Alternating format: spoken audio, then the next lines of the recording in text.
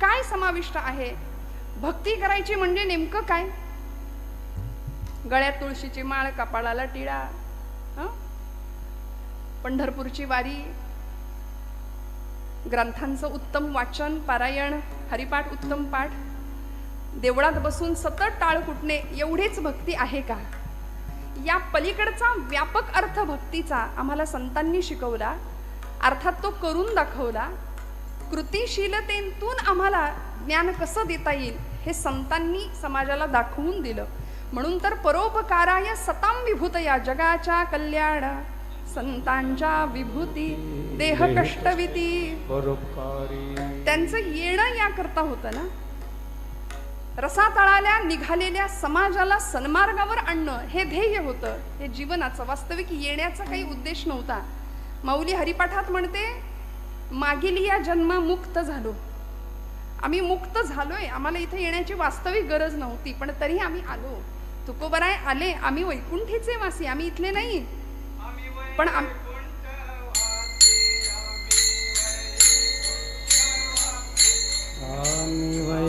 वैकुंठवासी, वैकुंठवासी, आलो याची कारणाची, आलो याच कारणात.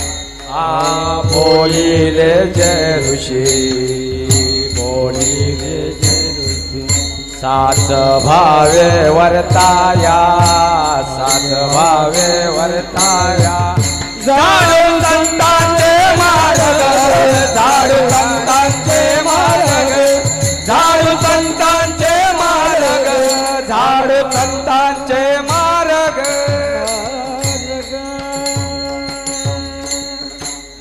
दोनची सवय आहे नेहमी, दोन काडी दोनची. बरोबर. आम्ही वैकुंठीचे वासी, आलो याची कारणासी, बोलिले जे ऋषी साच भावे वर्ताया. आम्ही या करता आलो. वास्तविक आम्हाला जो आनंद मिळाला तो तुम्हाला द्यायला आम्ही आलो. म्हणून भक्तीच्या प्रांतामध्ये हरिभक्त भरपूर आहेत, पण भक्ती कशी करावी? आणि भक्ती करत असताना कुणी जपजाप्य करतंय, कुणी तीर्थयात्रा करतं, कुणी दान धर्म करतं, कुणी कीर्तनाला येऊन बसतं, कुणी घरातच जपमाळ घेतं, समोर सिरियल चालू असते, हातात जपमाळ असते, ज्याची त्याची भक्ती. परवा एक आजीबाई म्हणली, लाव ग आई कुठे काय करते? हातामध्ये जपमाळ. ती संजना आली की रामकृष्ण हरी, रामकृष्ण हरी, रामकृष्ण हरी. अरुंधती आली की रामकृष्ण हरी, रामकृष्ण हरी, राम. असा जप चालतो. अशी भक्ती ज्याच्या त्याच्या सोयीनुसार आहे. माझं कुणाला काही म्हणणं नाही. गणपती आता येतील काही दिवसांवर, गणपती मंडळाची स्थापना होते. गणपती कुठेतरी कोपऱ्यात असतो, पण दिखावा जो काही असतो, देखावा फार तर मागे पत्त्यांचा डाव रंगेल. भक्ती जो तो ज्याच्या त्याच्या पद्धतीने करतो. पण प्रश्न असा आहे की भक्तीमध्ये नेमकं काय असलं पाहिजे? किंवा ती भक्ती करत असताना आपल्याला आवडते ती भक्ती करायची आहे की भगवंताच्या आवडी करता भक्ती करायची आहे? एखाद्या मंडळाला जर गणपतीनं दृष्टांतच दिला असेल की बाबा रे, मला आपलं ते अथर्व शीर्ष नको, गणपती स्तोत्र नको, देवाची धर्माची गाणी नको, मला आपलं ते सारखं बाई वाड्यावर या ऐकवा, असा जर एखाद्या मंडळाला जर दृष्टांत दिलाच असेल तर काय सांगावं? आपण कुठे काय बोलणार? मला माझ्या मिरवणुकीला डीजे शिवाय माझी मिरवणूक करायची नाही असं जर बाप्पांनी सांगितलं असेल, पण मला सांगा, हा सगळा थिल्लरपणा भक्तीमध्ये आला. परिणामी भक्तीची व्यापक व्याख्या आम्ही विसरलो. संतांनी आम्हाला हरिभक्त होता यावं इथपर्यंत तयार केलं. भक्तीची परिसीमा काय असावी हे समजावून सांगितलं. आणि या सगळ्यामध्ये जो हरिभक्त या पदवीला पोहोचतो त्या भक्ताला काय काय प्राप्त होतं? बरं, हरिभक्त कुणाला म्हणायचं? जो विभक्त नाही तो भक्त म्हणाले. आज आम्ही सगळे विभक्त झालो आहोत, सगळे विभक्त. 92 कुळी, 96 कुळी, 98 कुळी, याच्यातच आम्ही इतके विभागलो की एक कधी दिसणार. म्हणून आमचा हिंदू धर्म बघा, सगळ्या धर्मांमध्ये आमचा हिंदू धर्म श्रेष्ठ आहे, सनातन वैदिक धर्म आहे. हे जरी असलं तरी संत्र्यासारखा दिसायला वरून दिसतोय, पण फोडल्यानंतर आतून प्रत्येक फोडी वेगळ्या आहेत. इतर पंथांचं बघा, टरबुजासारखा आहे हिरवागार, वरून आम्हाला विभाग दिसत आहेत, पण आतमध्ये फोडल्यानंतर सगळे एकसंध आहेत. त्यामुळे भक्तीची व्याख्या फक्त देवभक्ती इथपर्यंत सीमित न राहता ती देशभक्ती, धर्मभक्ती, राष्ट्रभक्ती इकडे जावी. आणि असा हरिभक्त ज्यावेळी तयार होतो त्यावेळी त्याची अवस्था काय होते, त्याला काय काय प्राप्त होतं आणि भगवंत त्याच्याकरता काय करतो हे तुकोबराय सांगतात पहिल्या चरणापासून. हरीचिया भक्ता नाही भय चिंता, हरीचिया भक्ता नाही भय चिंता, हरीचिया भक्ता नाही भय चिंता, हरीचिया भक्ता नाही भय चिंता, हरीचिया भक्ता नाही भय चिंता, हरीचिया भक्ता नाही भय चिंता, हरीचिया भक्ता नाही भय चिंता, हरीचिया भक्ता नाही भय चिंता, हरीचिया भक्ता नाही भव चिंता, हरीचिया भक्ता नाही भय चिंता, हरीचिया भक्ता नाही भय चिंता, हरीचिया भक्ता नाही भय चिंता, हरीचिया भक्ता नाही भय चिंता, हरीचिया भक्ता नाही भय चिंता, हरीचिया भक्ता नाही भय चिंता, हरीचिया भक्ता नाही भय चिंता, दुःख निवारिता नारायणा, दुःख निवारिता नारायणा, दुःख निवारिता नारायणा, दुःख निवारिता नारायणा, दुःख निवारिता नारायणा,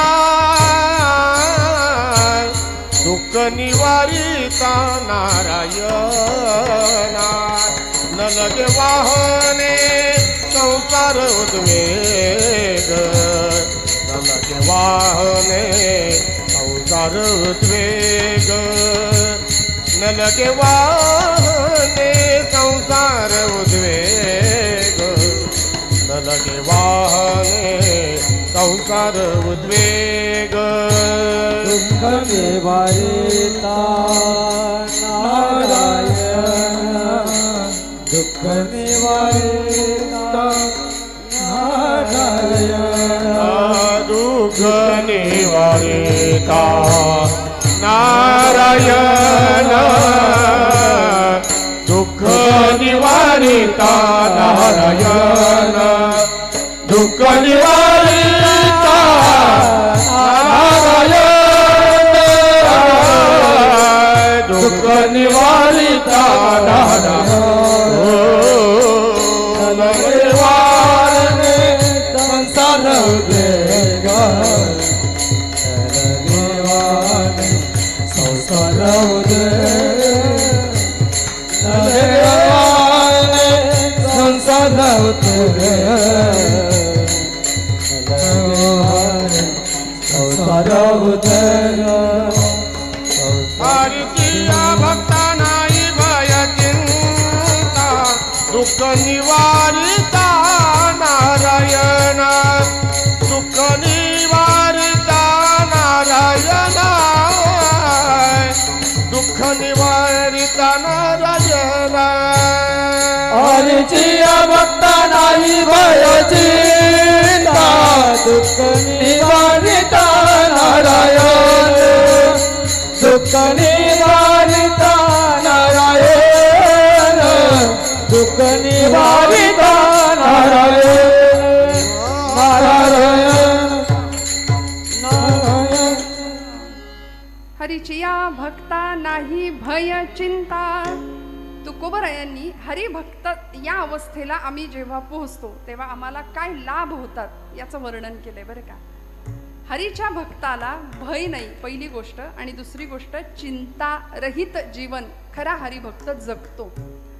तुम्ही आम्ही चिंतेत असतो कायम, तुम्ही आम्ही कायम भयग्रस्त असतो. आणि बघा तुम्ही कथा कीर्तनाला जाणारा माणूसच फार अगदी घाबरून जगत असतं, होय की नाही.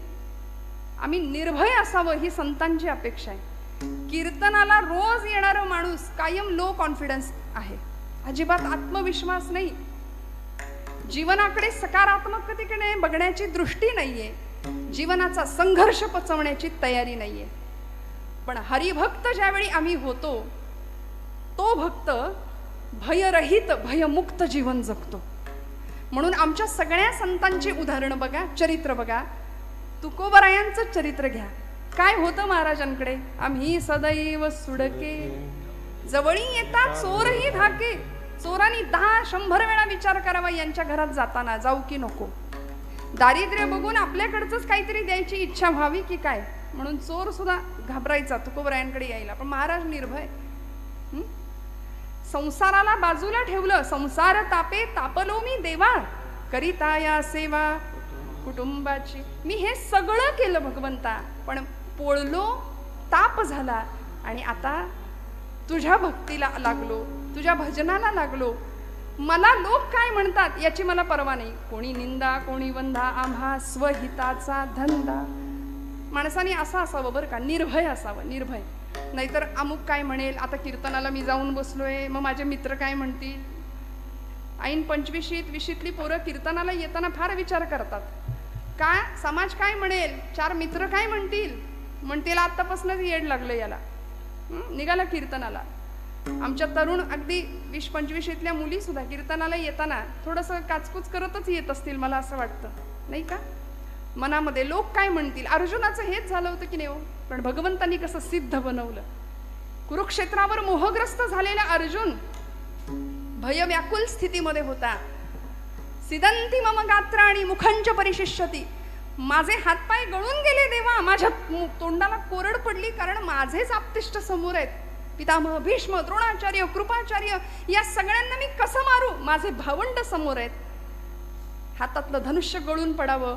भगवान गोपाल कृष्ण म्हणाले, अर्जुना उठ, उचलते तुझं धनुष्य आणि सिद्ध कर क्षत्रियत्व तुझं. स्वतःला क्षत्रिय म्हणवतोस ना. हतो वा प्राप्सिसी स्वर्गम जित्वा वा भोक्षसे महिम. रणांगणावर धारातीर्थी पतन पावलास तर स्वर्गात जाशील, आणि जिंकलास तर राज्य तुझं आहे, लक्षात ठेव. आणि मग 18 अध्यायी गीता श्रवण करावी अर्जुनाने भगवंतांच्या मुखातनं. आणि अर्जुनाला सांगावं, अर्जुना निसंग असलेला मी, माझा संग तू केलास म्हणून या पदाला पोहोचलास. म्हणून तो भगवंतू जो निसंगाचा सांगा तू, तो म्हणे पार्था दत्त चित्तू होई आता. हे सगळं ऐकून घ्यावं लागलं अर्जुनाला, सगळं ऐकावं लागलं. आणि मग जे काही स्थित्यंतर झालं, मग जे काही परिवर्तन झालं, अर्जुनाला निमित्त केलं. आणि भगवंतांनी भारतवर्षातल्या सगळ्या अधर्माचा नाश त्या युद्धामध्ये केला. का हो, भक्तांनी निर्भय असलं पाहिजे. भक्ताचं ध्येय काय असलं पाहिजे, ते ध्येय निश्चित असलं पाहिजे. दुर्दैवानी आज तुमचं आमचं भक्ती राहू द्या बाजूला, व्यवहारात सुद्धा धड एक निर्णय नाही आमचा. कायम संभ्रांत, कायम गोंधळलेल्या अवस्थेमध्ये आहे की नाही. कायम भयग्रस्त आहोत. असं केलं तर असं होईल, मग तसं केलं तर काय होईल. निर्णय क्षमता नाही, पालकांकडे नाही. त्यामुळं पालक आपल्या मुलांमध्ये ती निर्णय क्षमता देऊ शकत नाहीयेत. मग आमचं बाळ 10वी पास होतं कसं बसं. 10वी झाल्यानंतर 10वीला 98% पोराला जरी पडले तरी पालक विचारतात 2% कुठं गेले, विचारतात की नाही. सध्या कशाच्या मागे आम्ही लागलो. खऱ्या अर्थी निर्भय, बलवान आणि पोलादी स्नायूंचे संन्यासी मला हवेत, अशा स्वामी विवेकानंदांनी अपेक्षा केली होती. रामकृष्ण परमहंस म्हणायचे, मला निर्भय संन्यासी हवेत, तर भारतवर्षामध्ये मी काहीतरी बदल करू शकतो. आम्ही सतत भयग्रस्त आहोत, भीतीच्या वातावरणात आहोत. आजूबाजूला वातावरणही तसंच आहे. पण भक्त या पदाला आम्ही जेव्हा पोचतो, ती भक्ती ज्यावेळी फलद्रूप होते, त्यावेळी आमच्याकडे पहिला गुण येतो निर्भयता. का? कारण भगवंतावर जो आम्ही विश्वास ठेवतो तो कसा असतो? निष्काम निश्चळ विठ्ठली विश्वास पाहू नये वास आणि कंच. आता बाकी काही हरकत नाही, काहीही वाटेल ते झालं तरी आम्हाला त्याचा काही फरक पडत नाही. न मिळो खावया न वाढो संतान, खावया संतान, न मिळो खावया न वाढो संतान, मिळो खावया न वाढो संतान. परिहा नारायण कृपा करो, परिहा नारायण कृपा करो, परिहा नारायण कृपा करो. तुटो हे शरीर फुटो हे मस्तक, नामाचा गजर सोडू नये.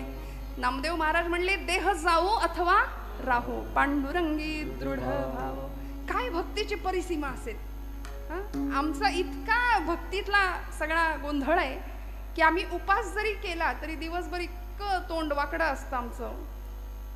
भक्ती करताना सुद्धा आम्ही किती संशयाने भक्ती करतो बघा. आम्ही कसे निर्भय होणार, आम्ही कसे चिंतामुक्त होणार.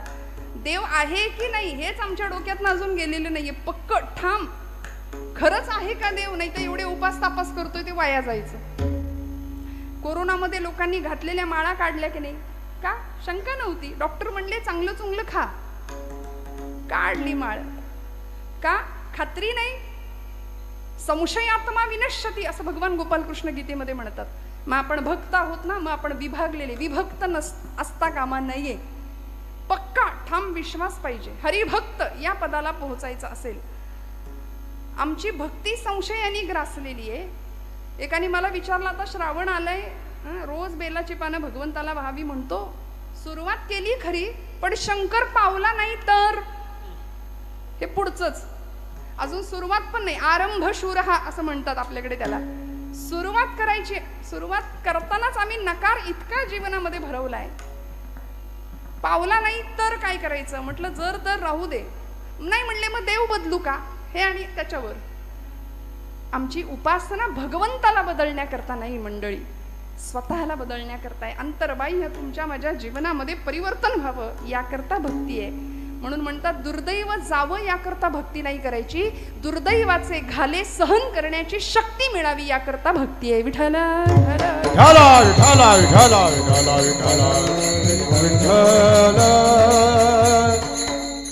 मग या पदाला आम्ही एकदा पोहोचलो, हरिभक्त या स्थितीला पोहोचल्यानंतर आम्ही निर्भय जीवन जगलो पाहिजे. निर्भयता आमच्याकडे आली पाहिजे.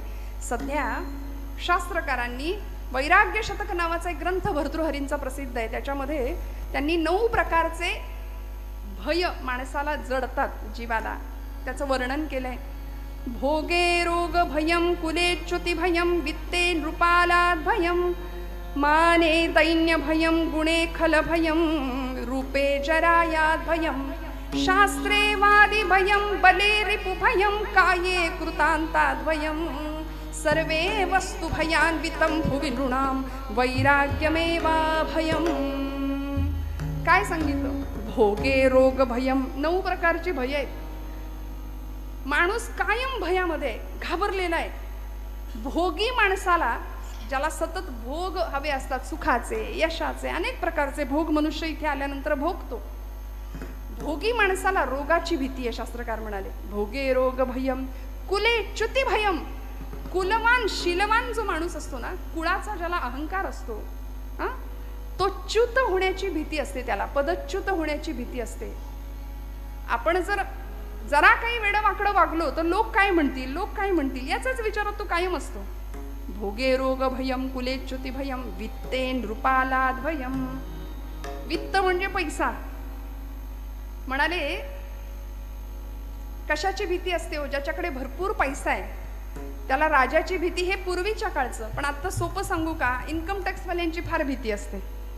वित्ते नृपालाद भयम, माने दैन्य भयम. मानी माणसाला दीनतेची भीती आहे. जो स्वतःचा मान सन्मान जपण्यामध्येच गुंतलेला असतो ना, तो लोक काय म्हणतील. 100पैकी 99 माणसं त्याला चांगलं म्हणतात, पण एक माणूस वाईट म्हणत असेल तर त्याचं सगळं लक्ष त्या माणसाकडे असतं की हा माणूस मला वाईट म्हणतोय. आणि खरं सांगू का, जग चांगलं म्हणतं, शेजारी कधीच चांगले म्हणत नाहीत. म्हणतात का? है की नाही? म्हणून निंदकाचे घर असावे आपल्याकडे म्हण आहे की नाही. पण आपल्या सगळ्यांना चांगले शेजारी भेटले असतील अशी आशा करते बरं का. त्यामुळे जगाने कितीही कुणी काही म्हटलं तरी मानी माणूस दीनतेचं भय बाळगून असतो. माने दैन्य भयम गुणे खल भयम. गुणवान माणसाला शत्रूची भीती असते. रूपे जरा याद भयम. रूपवान माणूस असतो की नाही त्याला म्हातारपणाचं भय असतं. हे माझं म्हणणं नाही, वैराग्य शतकातला श्लोक आहे भर्तृहरींचा, शास्त्रकार सांगतायत. रूपवान माणसाला जरा म्हणजे म्हातारपणाचं भय आहे. म्हणून तर जगामध्ये आत्ता परवाच तो रेशो सांगितला बघा कुठेतरी, भारतामध्ये 60 लाख नुसती सलून आहेत. म्हणजे सौंदर्य प्रसाधनासाठी जे काही उत्पन्न भारतामध्ये जात आहे किंवा लोक त्या गोष्टीकडे जितकं लक्ष देत आहेत. रूपे जराया भयम. रूपवान माणसाला म्हातारपणाचं भय आहे. पण हे अंतिम आहे की नाही सत्य. 25व्या वर्षी जी देहाची अवस्था आहे ती 75व्या वर्षी असेल का? मान्य करावं माणसानी.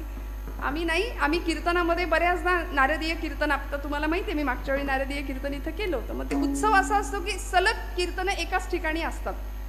मग मी एके ठिकाणी असं म्हटलं, मला राणी लक्ष्मीचं चरित्र सांगायचं होतं, झाशीच्या राणीचं. म्हटलं तरुण मंडळी जरा समोर पाहिजेत.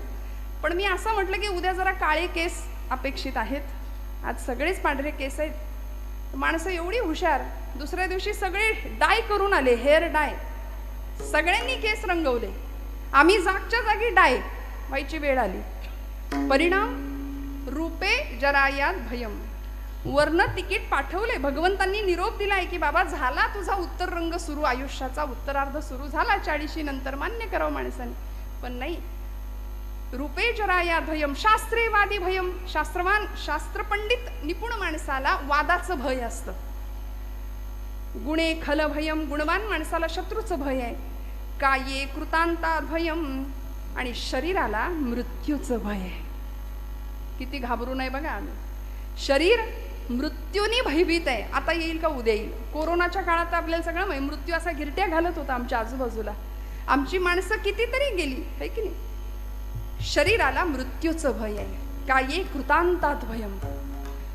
पण उपजेते नाशे नाशिले पुनरपी दिसे. हे घटिका यंत्र जैसे परिभ्रमेगा जर माऊली म्हणते तर आम्ही हे मान्य करावं आणि निर्भय राहावं. म्हणून तर तुकोबारायांना मरणाचा सोहळा करता आला. तुम्हाला मला करता येत नाही.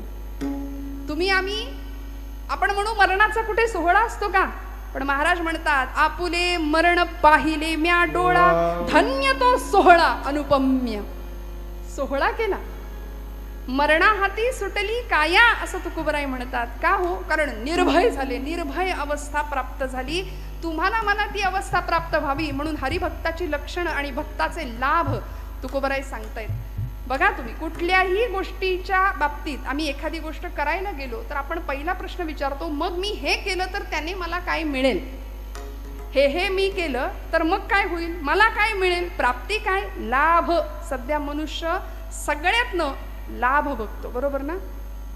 सगळ्या गोष्टीतून आपल्याला काय मिळेल, फायदा काय मिळेल. तुकोबरायांना आमच्या सगळ्यांची ही मनोवृत्ती माहिती आहे. म्हणून म्हणले भक्ती करा, हरिभक्त व्हा, तुम्हाला काय काय मिळेल. मोठीच्या मोठी यादी सांगितली या अभंगामध्ये. पहिली गोष्ट निर्भयता तर आहेच आहे.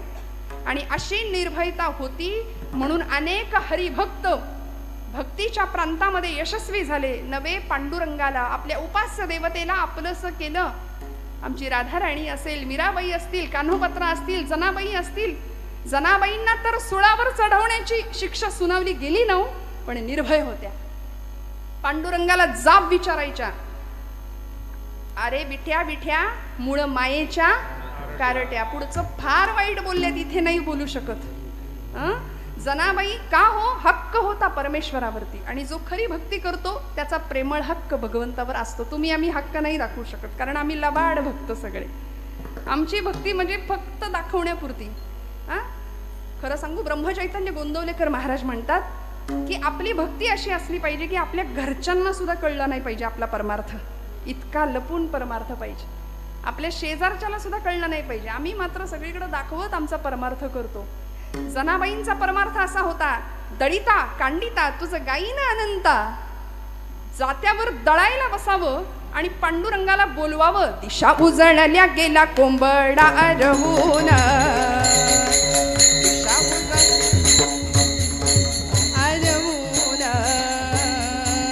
सूर्याचं किरण येती डोंगरा मागून, हो सूर्याचं किरण येती डोंगरा मागून.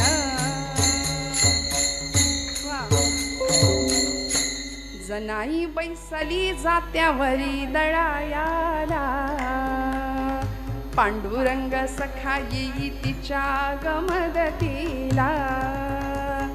घरच्या पिठाची घालू भाकर पती देवा, ही गोडी अमृताची पांडुरंगा वाटे हेवा.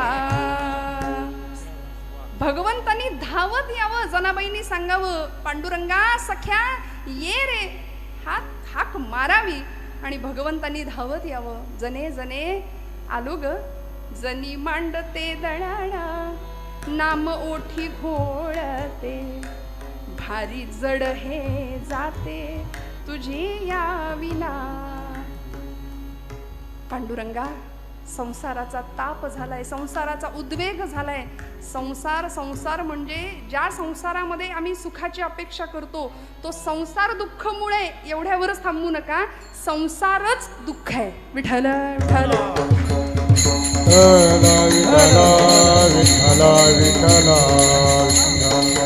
म्हणून हाक मारावी आणि पांडुरंगाने धावत यावं. आज तुम्ही आम्ही बोलवल्यानंतर पांडुरंग येतो का हो? येईल का? नाही. ब्रह्मचैतन्य महाराज म्हणायचे, माझ्या रामाकडं तुम्ही 2 पावलं चाला, माझा राम तुमच्याकरता 20 पावलं चालत येईल. तुम्ही चाललाच नाही तर तो म्हणेल तू तुझ्या जागी बरा, मी माझ्या जागी बरा. आमचा असं आहे, आम्हाला देवाकडून सगळं पाहिजे, देव नको, आहे की नाही? यादी लिस्ट तयार आहे आमची, हे पाहिजे ते पाहिजे ते पाहिजे. भक्ती करतो, सकाम भक्ती करतो. देवा अमुक अमुक अमुक अमुक एवढं सगळं मिळू दे तर आम्ही, म्हणजे आमच्याकडे नवसाची पद्धत आहे की नाही, कौल लावतो आम्ही, नवस करतो. ही सकाम भक्ती झाली. पण संतांनी निष्काम भक्ती करावी. जनाबाईंची निर्भयता काय होती?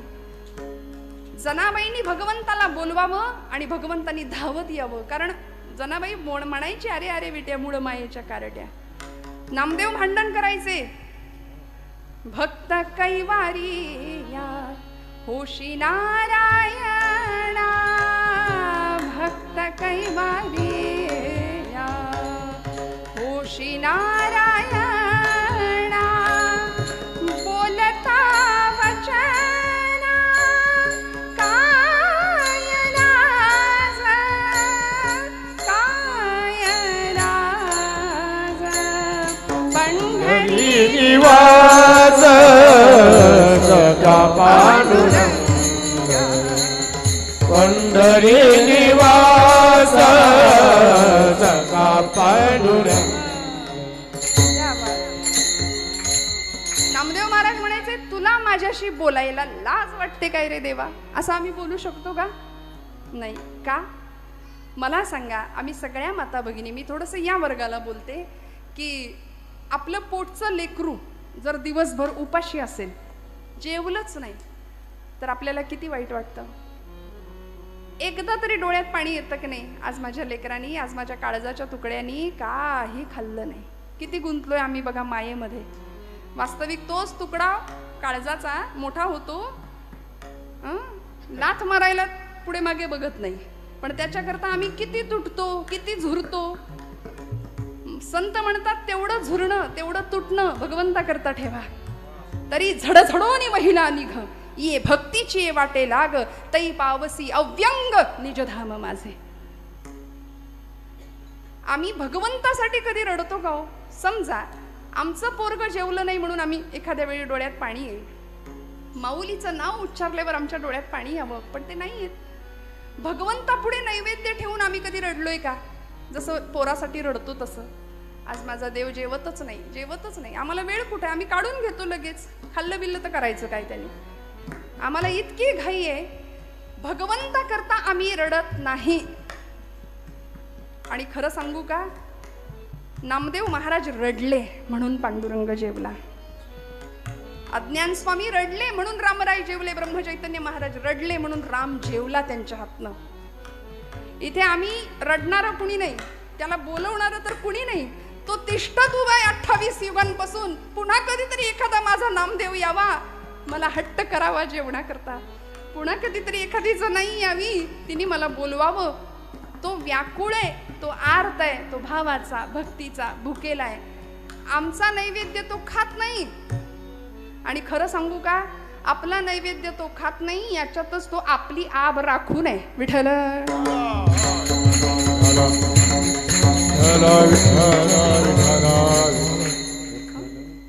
आहे की नाही. भगवंत आपला नैवेद्य खात नाही हे बरं आहे एका अर्थी. त्यांनी जर खायला सुरुवात केली तर अनंत हस्ते कमलावराने देता किती घेशील दो कराने, नेईल जेव्हा ते तू क्या करानी, किती रक्षसी मग दो करानी. इतकं दिलंय त्यांनी आणि ते सगळं जर काढून घ्यायला लागला तर मग काही आपलं खरं नाही. जनाबाईंनी आर्ततेने भगवंताला बोलवावं आणि भगवंतांनी सांगावं, मीही होतो एकला करमेना मुळी मला. जने जने मलाही नाही करमत ग, आरसा मला गे दिधला तुझे याद ठेला. पांडुरंगा सख्या आलास करे, हात तुझा लागला रे, जात झालं हलक हलक, दारी आलं अमृत पिक तुझी याद ठेला. पांडुरंगाने सांगावं, जने काय सांगू, मीही होतो एकला करमेना मुळी मला. आणि असा संवाद भगवंताचा जनाईचा चालावा. आपल्या सगळ्यांना कथा माहितीये, मी काही वेगळं सांगत नाहीये. एखादी कथा जर सांगायला लागली ना, लोक म्हणतात ऐकलंय, माहितीये, परत काय. हे स्वतःला सॉफिस्टिकेटेड समजणारी माणसं बरं का, कीर्तनातली. श्रद्धा नाही, भाव नाही, व्यवहारातलं मोठेपण इथं सुद्धा जपणारी काही मंडळी असतात, पण आपल्यापैकी तसं नाहीये कोणी, याची मला जाणीव आहे. त्यावेळी प्रत्येक वेळी आमचा भाव जागृत होतो, आम्ही तिथं पोहोचतो. जनाबाईंचा भाव काय असेल एका क्षणापुरतं का होईना आम्हाला जाणवतं. आणि ज्यावेळी पांडुरंगाने दळायला सुरुवात करावी, भगवंताला सांगावं जनाईनी, पांडुरंगा तुला सवय नाही बाबा, कंबर बिंबर दुखेल. आडवे झाले भगवंत, गळ्यातला रत्नहार काढून टाकला, थंडी होती म्हणून जनाबाईनं आपलं कांबळं टाकावं. इकडे पहाड झाली, भूपाळीचे स्वर कानावर पडले. सगळे पुजारी म्हणतायत भूपाळी आणि लक्ष हाराकडं. विषयात बडबडलेली माणसं याहून दुसरं काय करणार. सगळी बडबड गडबड सुरू झाली. सगळे विकारग्रस्त आम्ही माणसं, आम्ही सगळं याकडेच लक्ष देतो. बघा तुम्ही, ताबडतोब जनाईवर आळ घेतला गेला, तिला पकडलं गेलं. आपली कथा पुढची सगळी माहिती आहे तुम्हाला. जनाबाईंना सुळावर द्यायचं ठरलं. आणि सुळावर जाताना जनाबाईंनी पांडुरंगाला जाब विचारावा, भगवंता दळिता कांडिता तुझं गायीन अनंता म्हणून प्रत्येक काम करताना तुला आठवलं, तुझं स्मरण केलं. कुठल्याही कामामध्ये प्रत्येक श्वासाला मी तुझं नाम घेतलं. पांडुरंगा हा दोष मला लागावा अशी जर तुझी इच्छा असेल तर ठीक, तुला हवं तसं होईल. पण मी निर्दोष आहे हे जगाला जर कळायचं असेल ना, तर भगवंता तुला यावं लागेल. म्हणून सुळावर देताना जनाबाई म्हणतात, पाटील अहो पांडुरंगाच्या देवळात निघाले तरी पायरीला नमस्कार करून जाते, आज तर आयुष्य संपवायला निघाली, या सुळाला नमस्कार तर करते. म्हणून सुळाला हात लावला आणि सळ सळ सळ सूळ सगळा वितळायला लागला. लोखंडाचं पाणी झालं. आता जर हे असं नवीन पिढीला सांगितलं तर फार पुढारलेली, फार शिक्षण घेतलेली मंडळी म्हणतात हे काही पटत नाही, बुद्धीला पटत नाही. पण बुद्धीपेक्षा भावनेनी इथे विचार करायचा असतो.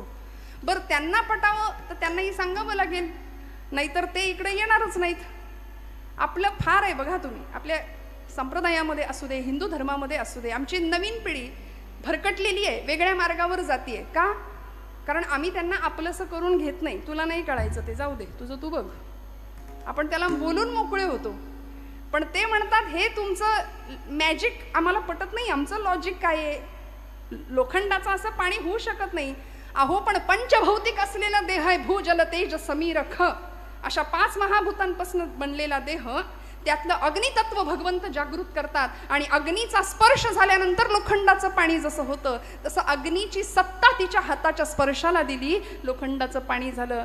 सर्व सत्ता आली हाता, नाम याचा खेचर दाता.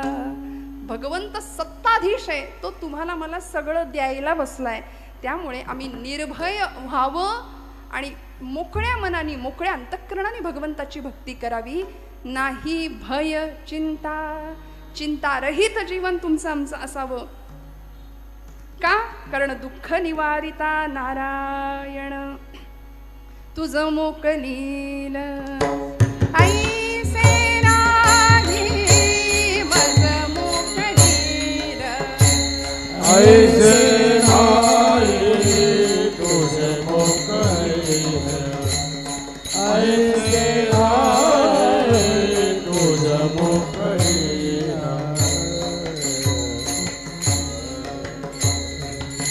सकल जीवांचा करीतो सांभाळ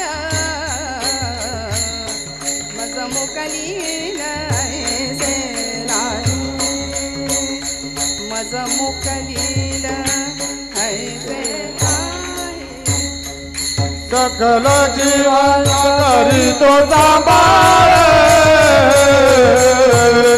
तुझ मोकलील तुझ मोकलील ऐसे नाही ऐसे नाही चिंता रहित असावं सकल जीवांचा करीतो सांभाळ तुझं मोकलील ऐसे नाही. का बरं आपल्याला सोडेल? कारण तो कसा आहे? दुःख निवारिता नारायण तुकोबराय म्हणतात. आणि मग हे सगळं कळायचं असेल तर आम्ही काय केलं पाहिजे? अभंगाचं दुसरं चरण. न लगे वाहने संसार उद्वेग न लगे वाहने संसार उद्वेग टाल वाजवा न लगे वाहने संसार उद्वेग वाहने संसार उद्वेग न लगे वाहने संसार उद्वेग जडोने दीपांग देवराव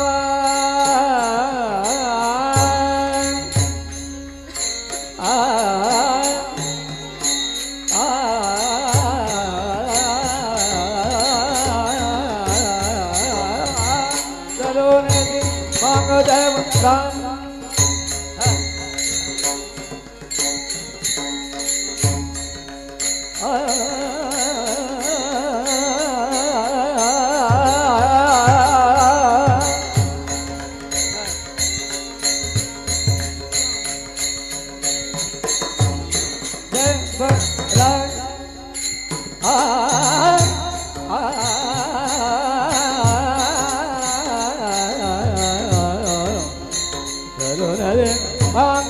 देवराव राजा देवराय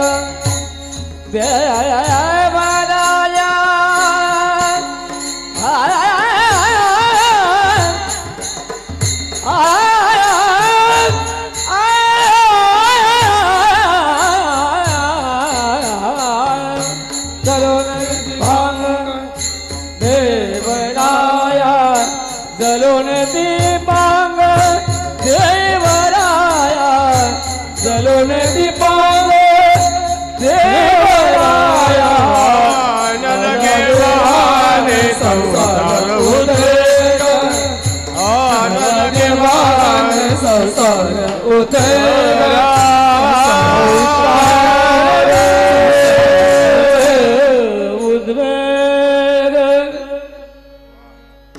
नलगे वाहणे संसार उद्वेग जडोने दीपांग देवराव.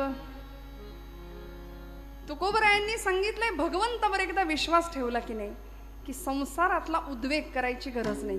नलगे वाहणे संसार उद्वेग जडोने दीपांग देवराव. भगवंत उसणं शिल्लक ठेवत नाही. कर्ज ऋण भगवंत सगळं फेडतो, व्याजासहित फेडतो. काय दिलं हो सुदाम्यानी? मुठभर पोहे दिले. ऋण तरी मुठभर पोहे त्याच्या व्याजात हे मनगरीती. व्याज म्हणून सुवर्ण नगरी दिली. मग म्हणाले मुद्दलाचं काय झालं? मुद्दलात मुक्ती देणे ही कोण्या साहुकारीची रीत. मुद्दल म्हणून मुक्ती देऊन टाकली सुदाम्याला. भगवंत सगळं फेडतो. दरबारामध्ये दुःशासनाने केसांना धरलं होतं, फरफटत आणलं होतं. दयेची याचना करत होती आमची द्रौपदी माता. कितीतरी अर्जव करत होती, विनवण्या करत होती, भीक मागत होती रक्षणाची. द्रोणाचार्य, कृपाचार्य, अश्वत्थामा, पितामह भीष्म एकापेक्षा एक बलाढ्य महारथी पांडव प्रतापी होते, पण तरी सुद्धा नाही कुणी धावलं लज्जा रक्षणासाठी. दोन्ही हात सोडून हात उंचावले आणि भगवंताला सांगितलं, हे भगवंता, हे माधवा, हे अनंता, हे मधुसूदना, धाव म्हणून. आणि भगवंतानी सगळं ऋण जडोने दी पांग देवरावा. नाही सोडलं, नाही ठेवलं, सगळं फेडून टाकलं. एका चिंधीचं ऋण सहस्त्रपटींनी वस्त्र पुरवलं द्रौपदीला त्या परिस्थितीमध्ये. आज आम्ही भगवंताचे भक्त म्हणवतो, वारसदार म्हणवतो, स्वतःला हरिभक्त म्हणवून घेतो, पण भगवंताचे हे गुण सुद्धा तुमच्या माझ्यात आले पाहिजेत याचा विचार आम्ही करत नाही. महाराज म्हणले, नलके वाहणे संसार उद्वेग. ज्या संसाराला तुम्ही आपलं आपलं आपलं कवटाळून बसलाय तो संसार वास्तविक तुमचा नाही. ते सगळं इथं राहायचंय. आम्ही असे बांधावर उभे राहतो आणि येणाऱ्या पाहुण्याला सांगतो, ते झाड दिसतंय का, तो डोंगर दिसतोय, तिथपर्यंत सगळं माझं.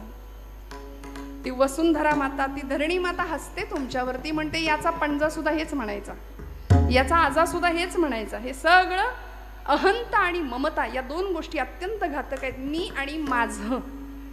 यामुळे संसाराचा उद्वेग झाला. संसाराला आम्ही आपलं म्हणून बसलं. दुःखमय असलेला संसार फक्त दुःखाला कारण ठरला आणि आम्ही दुःखी झालो. वास्तविक जो प्रपंच आपला आहे त्या प्रपंचामध्ये सुख आहे का हो? गेले 2 पती पत्नी, 65-70 वर्षाचं वय होतं. आजीचं वय 65 आणि 70चे एक वयोवृद्ध आजोबा.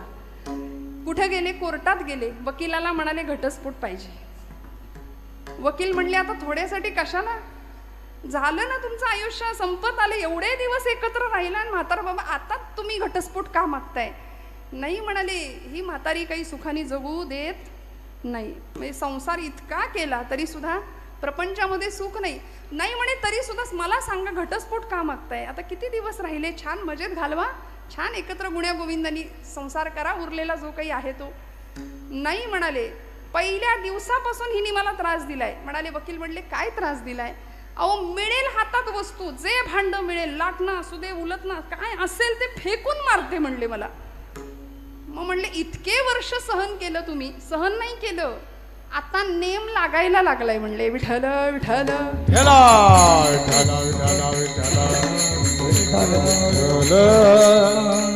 इतके दिवस सगळी प्रॅक्टिस झाली म्हणूया. आणि असा प्रपंच आहे बघा ना. वाटतंय सुख आहे, सुख सुख म्हणत आहे, दुःख ठाकोनी आले. करुणाष्टक लिहिली समर्थ रामदास स्वामींनी. त्यांनी असं सांगितलं, विषयजनित सुखे सौख्य होणार नाही, तुझ विण रघुनाथा वोखटे सर्व काही. भजन रहित रामा सर्वही जन्म गेला, स्वजन जनधनाचा व्यर्थ म्या स्वार्थ केला. रघुपती मती माझी आपुलीशी करावी, सकळ त्यजुनी भावे कास तुझी धरावी. म्हणून घटिका गेली, पळे गेली, तास वाजे झणाणा, आयुष्याचा नाश होतो राम कारे म्हणाना. हा संसार आम्हाला बंधनाला कारणीभूत ठरणार आहे. ते भुंग्यासारखं आमचं असे आम्ही गुंतून बसलोय आणि तो भ्रमर रात्रभर कमळाच्या फुलात जाऊन बसला. का? आता उजाडेल, मग उजाडेल. त्या कमळानी पाकळी मिटली. एरवी लाकूड पोखरणारा भुंगा पाकळी कातरू शकला नाही.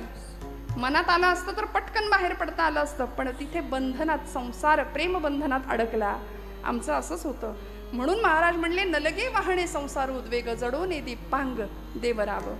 बर परमार्थासाठी आवश्यक असलेल्या 2 गोष्टी. अभंगाचं 3रं चरण. असो द्यावा धीर सदा समा,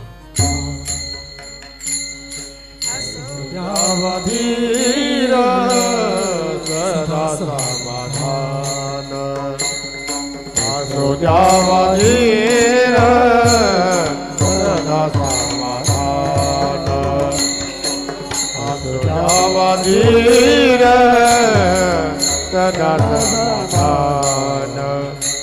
असो द्यावा धीर सदा समा, द्यावा धीर सदा. असो द्यावा धीर सदा समाधान,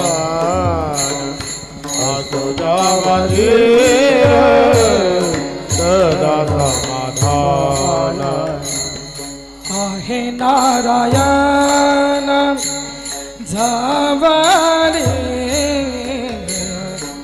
आहे नारायण जावाले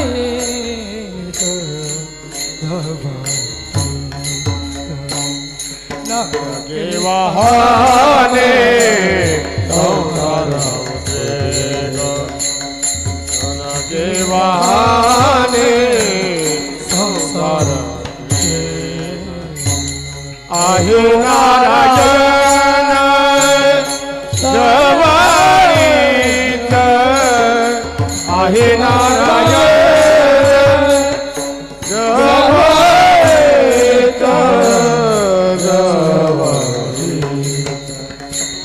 नगे वाहने संसार उद्वेग नगे वाहने संसार उद्वेग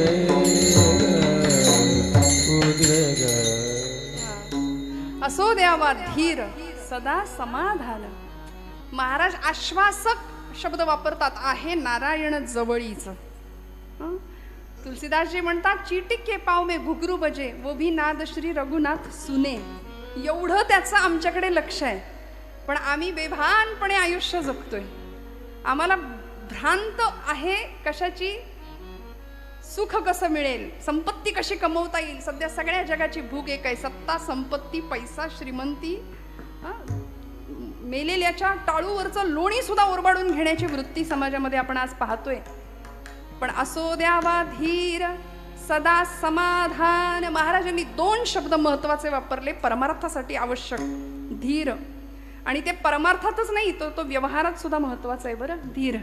आज तुम्ही आम्ही सगळे अधीर आहोत. जीवनामध्ये शांतता नाही, समाधान नाही, स्वास्थ्य नाही, सगळं आहे पण समाधान नाही. 50 लाखाचा मोबाईल, टीव्ही सगळं आहे घरामध्ये. पोरांकडे गाड्या मस्त, अगदी त्या शिवजयंतीला पुंगळ्या काढून फिरवतात. जगाचं काही बेफिकीर, जगाचं भानच नाही हो आम्हाला.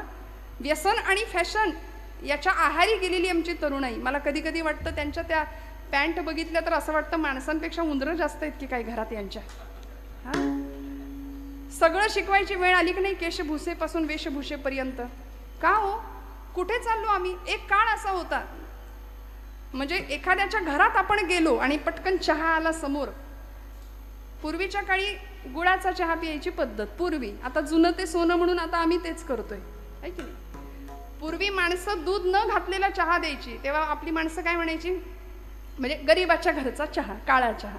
आता ते श्रीमंतीचं लक्षण झालंय.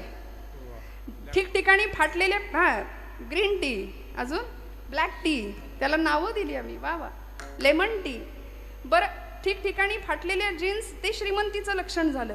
आमच्या इथल्या आजीनी सांगावं, साडी फाटली तर जोडून रफू करून, आहे की नाही, वापरायची. गरिबीत माणसांनी हे दिवस काढले म्हणून नव्या पिढीला हे सगळं भोगायला मिळतंय. आणि आम्ही हे सगळं विसरून घरातलं 2 वर्षाचं पोर घरातल्या म्हाताऱ्या आजीला म्हणतं, आजी तू गप, तुला काही कळत नाही. आणि तुम्ही आता कसे हसला तसेच घरातले सगळे हसतात, किती हुशार बाळ आहे. त्याला 2 वाजवल्या पाहिजेत की नाही त्यावेळेत. मला खरं सांगा, मी चुकत असेन तर. शास्त्र सांगतं, लालयेत 5 वर्षांनी, 10 वर्षांनी ताडयेत. 5 वर्षापर्यंत बाद झाले लाडकोड. 10 वर्षाच्या पुढे, 5 वर्षाच्या पुढे पोरग गेलं की फटके देता आले पाहिजेत वेळेच्या वेळी. नको तिथे नाही तितकं जर कौतुक झालं ना, तर मग फार भरकटले पण यायला वेळ नाही लागत. बाप हसत हसत 5 वर्षाच्या पोरांनी मांडलेली चापट सुद्धा सहन करतो, म्हणतो माझं बाळ किती हुशार आहे. मग तेच बाळ मोठं झाल्यावर हाताऐवजी लाथ वापरतं आणि वृद्धाश्रमाची वाट दाखवतं. मला काही दिवसांपूर्वी वाचलेला रेशो आहे, भारतामध्ये हिंदू धर्मीयांची वृद्धाश्रम जास्त आहेत. किती लाजिरवाणी गोष्ट आहे. मुस्लिम पंथामध्ये आपल्या आई वडिलांना वृद्धाश्रमात पाठवायची व्यवस्था किंवा पद्धतच नाहीये, ते सांभाळतात. आज तुम्हाला आम्हालाच आमचे पालक जड का होत आहेत, का आमची पोरं वृद्धाश्रमाचा रस्ता आई वडिलांना दाखवतायत. सगळं असून बेवारस असल्यासारखे पालक वर्ग का बरं. रक्ताचे पाणी करावं, हाडाची काढं करावी, सगळं करावं.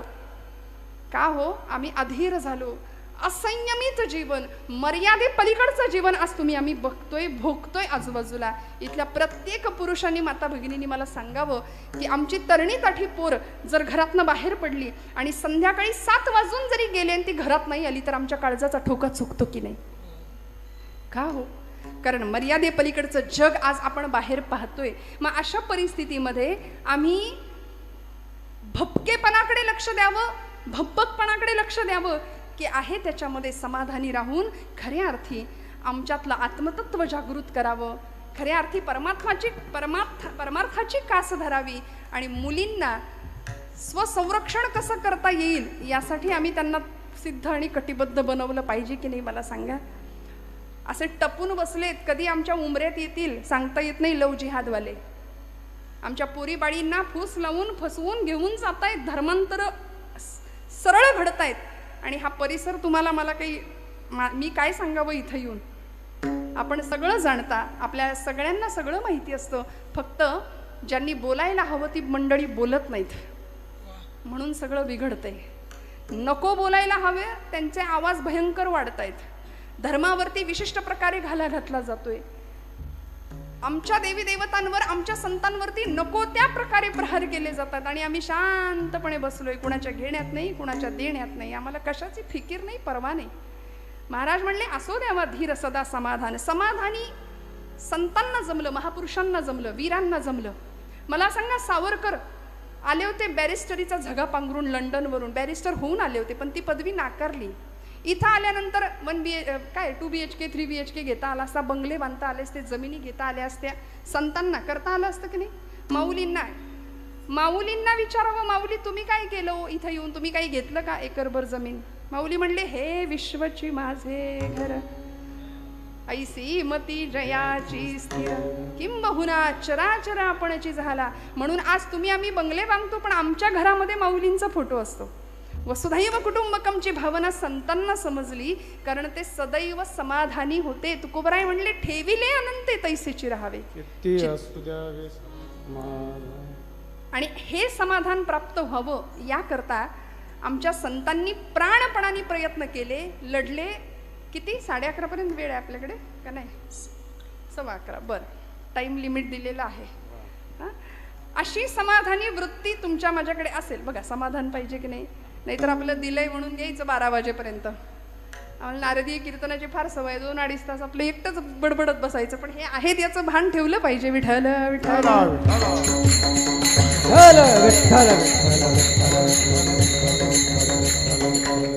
आहे नारायण जवळीचं. म्हणून बघा तुम्ही, देशभक्त असू दे, देवभक्त असू दे, या सगळ्यांनी भगवंताचं अधिष्ठान समोर ठेवलं.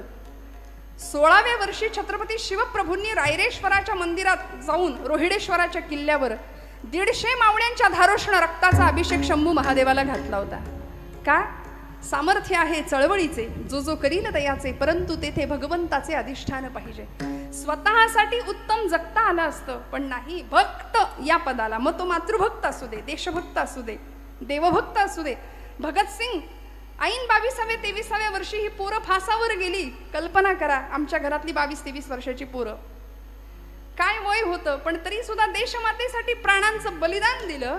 आणि ज्यावेळी फाशीच्या तख्तावर उभे राहिले होते भगतसिंग, मेरा रंग दे बसंती चोला, माहे रंग दे बसंती चोला, त्यावेळी भगतसिंगांची आई त्या कारागृहाच्या बाहेरच्या बाजूला रडत होती, भिंतीला कान लावत होती, त्या भिंतीवरून हात फिरवत होती. मेरा भगत फांसी पे जा रहा है.